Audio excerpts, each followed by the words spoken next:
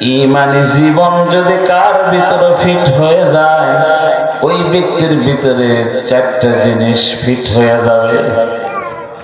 ওই ব্যক্তি চারটি গুণে গুণান্বিত হবে, চার গুণ তার ভিতরে পয়দা হয়ে যাবে। এক নম্বর গুণ হইল মান আহাব্বা লিল্লাহ। ওই ব্যক্তি যদি কাউকে ভালোবাসে, আল্লাহর জন্য বাসবে। আবগাদা লিল্লাহ, কারোর সাথে দুশমনি করলে আল্লাহর জন্য করবে। ওয়া আ'তা লিল্লাহ, কাউকে দান করলে আল্লাহর জন্য করবে। ও মানা লিল্লাহ, কাউকে নিষেধ করলে আল্লাহর জন্য করবে। পয়গম্বর বলেন ফাকাদ ইস্তাকমালাল ঈমান, এই ব্যক্তির ঈমানটাই পরিপূর্ণ ঈমান।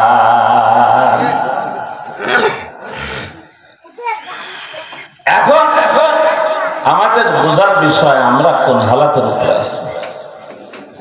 আবু বকর সিদ্দিক রাদিয়াল্লাহু তাআলা আনহুর জিন্দেগি ছিল ঈমানি জিন্দেগি, ওমরের জিন্দেগি ছিল ঈমানি জিন্দেগি।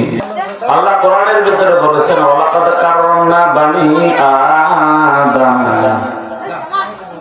আমার দুনিয়ায় যত মাখলুক আমি আল্লাহ বানিয়েছি এর ভিতরে শ্রেষ্ঠত্ব দান করেছি মানুষকে।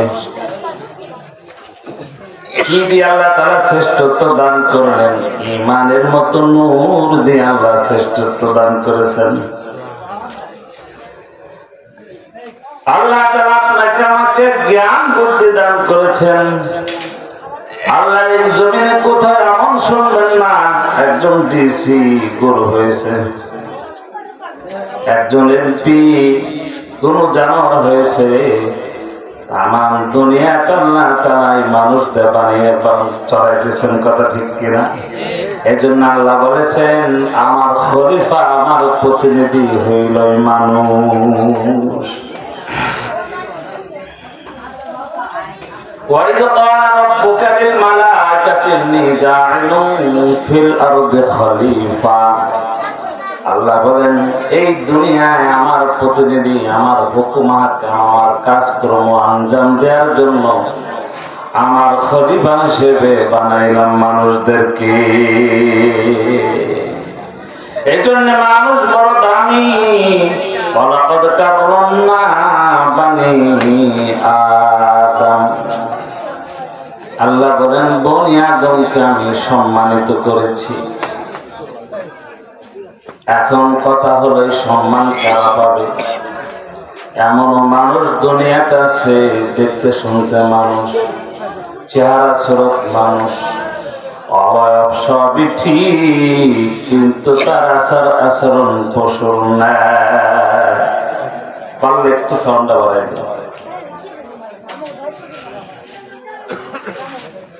যে ব্যক্তির ভিতরে পশুর খাসলাত আছে, যে ব্যক্তির ভিতরে জানোয়ার খাসলাত আছে, এই ব্যক্তি যদিও দেখতে শুনতে মানুষ, কিন্তু আল্লাহর পক্ষ থেকে যে মর্যাদা দান করা হয়েছে, কিয়ামতের ময়দানে মর্যাদা সে পাবে না।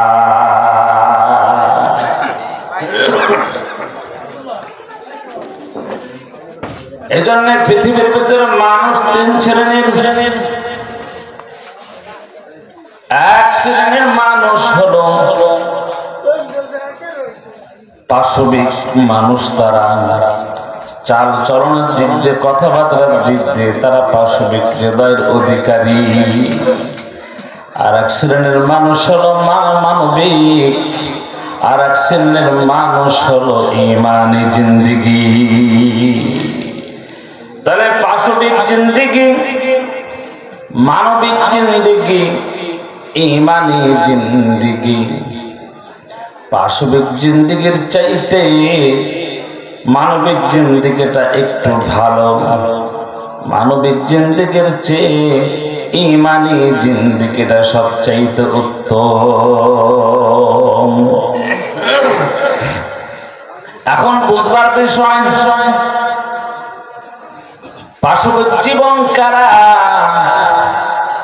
কিতাবের ভিতরে লেখে পাশবিক জীবনের অধিকারী যারা, তাদের খাসলাত, তাদের চলাফেরা ছোট্ট ছোট্ট বাচ্চার ন্যায়। বাচ্চাদের ভিতরে যেমন আচরণ থাকে ওনাদের ভিতরেও তাই থাকে। পশুদের ভিতরে যে আচরণ থাকে ওই পাশবিক জীবনওয়ালাদের ভিতরে খুঁজলে তাই পাওয়া যায়।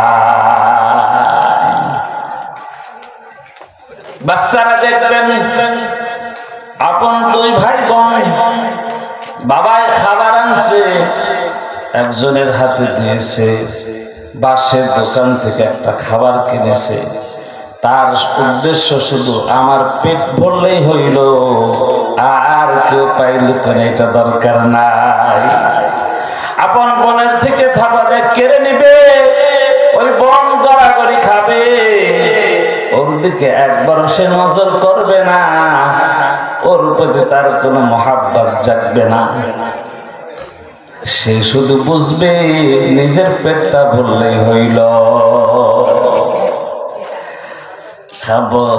জানোয়ারদের ভিতরে খাসলা, জানোয়াররা শুধু নিজেরটাই বুঝে আর কারোটা বুঝে না।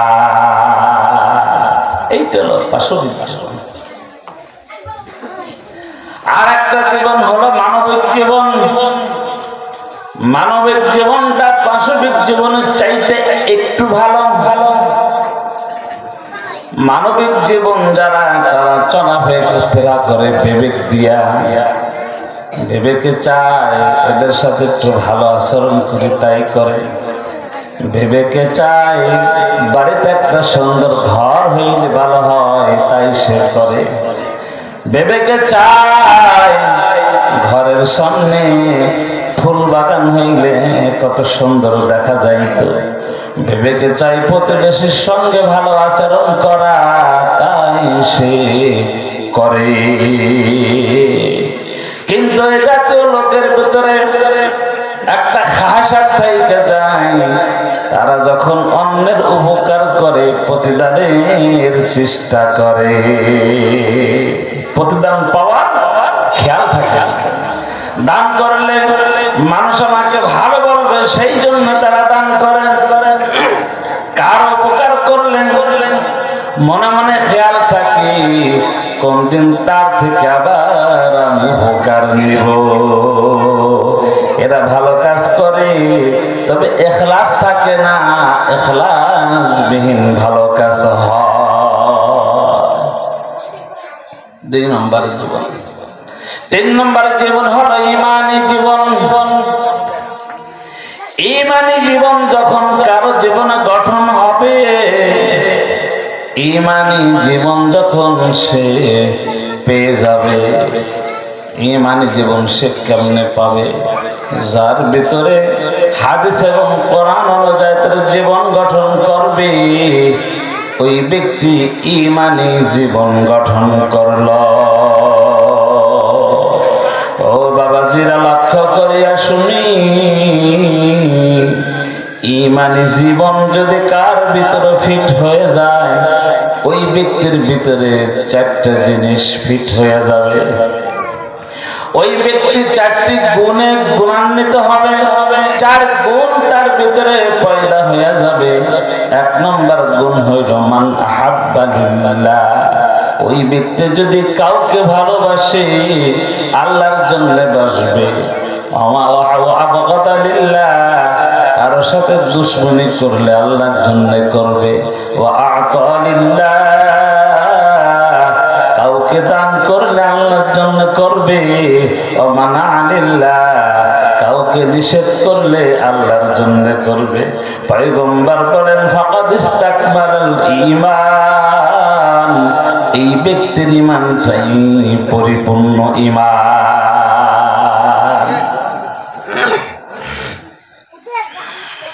এখন আমাদের বোঝার বিষয় আমরা কোন হালাতের উপরে আছি। আবু বকর সিদ্দিক রাদিয়াল্লাহু তাআলা আনহুর জিন্দেগি ছিল ঈমানী জিন্দেগি, ওমরের জিন্দেগি ছিল ঈমানী জিন্দেগি। এক কথায় সাহাবাদের জিন্দেগি ছিল ঈমানী জিন্দেগি।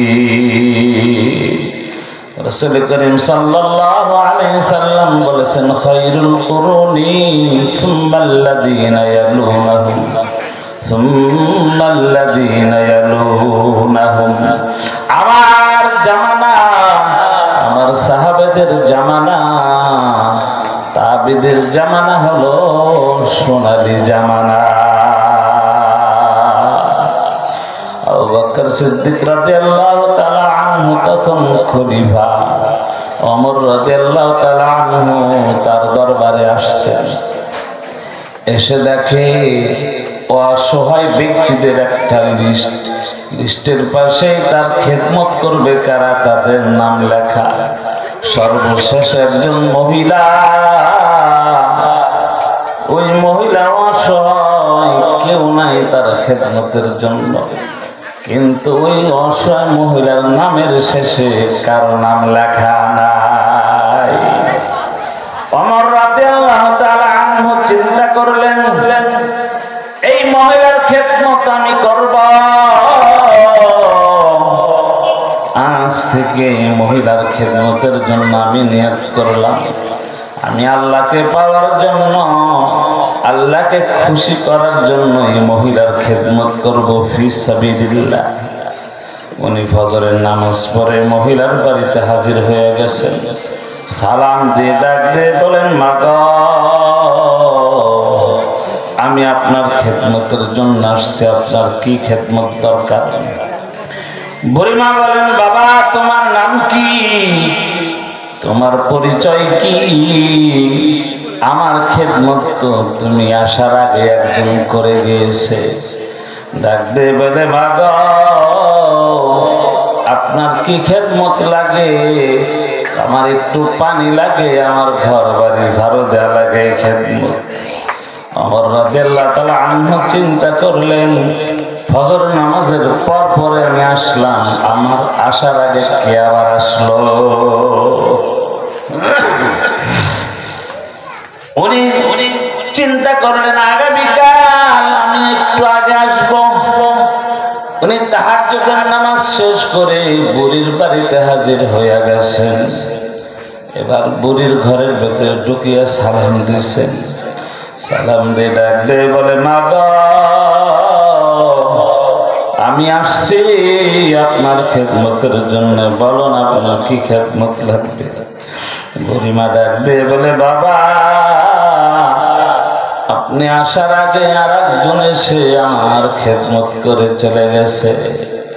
ওমর রাদিয়াল্লাহু তাআলা আনহু হয়রান, পেরেশানি পড়ে গেলেন। কত আশ্চর্যের কথা, আমি তাহাজ্জুদ পড়ার পরে আসলাম, ফজরের আগে আসলাম, এখনো তার খেদমত করতে পারলাম না। আর কি মদিনার জমিনে আমার আগে কি এর বাড়িতে আসে? ওমর রাদিয়াল্লাহু তাআলা আনহু তার পরের দিন না ঘুমাইয়া ইশারের নামাজ পড়িয়া ওই বুড়ির বাড়ির রাস্তায় জঙ্গলের ভিতরে বসিয়া রয়েছে। তাকাইয়া রয়েছে, কে আসে গো, আজকে দেখব আমার আগে আবার কে আসে। গভীর রজনী, তাকায় দেখে একজন লোক আস্তে আস্তে বুড়ির বাড়ির দিকে আসতেছে। ওমর রাদিয়াল্লাহু তাআলা আনহু তাকায় দেখে খালি পায়ে, পায়ে কোনো খরম নাই। ওমরের রাস্তা দিয়ে যখন যাইতেছে, জুবরির ভিতর থেকে ওমর সালাম দিয়ে বলে, আপনি কি, আপনার পরিচয় কি? সালামের উত্তর দিয়ে ডাক দিয়ে বলে, আমি আবু বকর। তুমি কে? বলে, আমি ওমর। তুমি কেন এইখানে গভীর রাত্রে বসিয়া রইছ? বলে, হুজুর আপনি কই যান? এই বুড়ির খেদমতের জন্য জানলি? বলে, হ্যাঁ। বলে, যান, ঠিক আছে, কেন খালি পায়ে যান? হুজুর ডাক দিয়ে বলে, ওমর, গভীর রাত্রে যদি আমি খরম পায়ে দিয়ে হাঁটি, এলাকার ঘুমে ডিস্টার্ব হবে। লোকজনে ডিস্টার্ব হবে, ঘুম ভেঙে যাবে। ওমর রাদিয়াল্লাহু তাআলা আনহু ডাক দিয়ে বলে, আমি বুঝেছি, আগে আমি বুঝেছিলাম আমার আগে কে আসবে মদিনায় এই বুড়ির খেদমতের জন্য, আপনি ছাড়া আর কেউ হবে না। মান আহাব্বা লিল্লাহ, আল্লাহর বান্দা বান্দি যা করবা আল্লাহর জন্য করিও। এই গুণটা যদি অর্জন হয়ে যায়, কিয়ামতের ময়দানে সোজা জান্নাতি হবা। ওমর রাদিয়াল্লাহু তাআলা আনহু খলিফা চিন্তা করলেন, প্রতিদিন শহর দিয়ে ঘুরি, আজকে একটু শহরের বাইরে যাই। খাদেমকে ডাক দিয়ে বলে, খাদেম চলো যাই একটু শহরের বাইরে যাই, গিয়ে দেখি কি অবস্থা। প্রতিদিন রাজ্যের খবর রাখতেন, ওমর ঘুমাইতেন না। চিন্তা করতেন কোন অসহায় মানুষ কান্নাকাটি করে কিনা, আমার দরবার খুঁজে কিনা। অনেকে আমার কাছে যাইতে পারে না গো, আমি রাত ধরে খোঁজ নেব আমার প্রজাদের কি অবস্থা। শহরের বাইরে গিয়ে দেখেন একটা তাঁবুর ভিতরে আলো জ্বলতেছে। আহারে, মরুভূমি এলাকা, কে আসলো? কে দেখে একটা লোক তাঁবুর বাহিরে মন খারাপ অবস্থায় দাঁড়ায় রয়েছে। অমর ডাক দেয়, বলেন, আল্লাহর বান্দা আপনার পরিচয় কি? উনি বলেন যে আমি একজন মুসাফির, আমার বাড়ি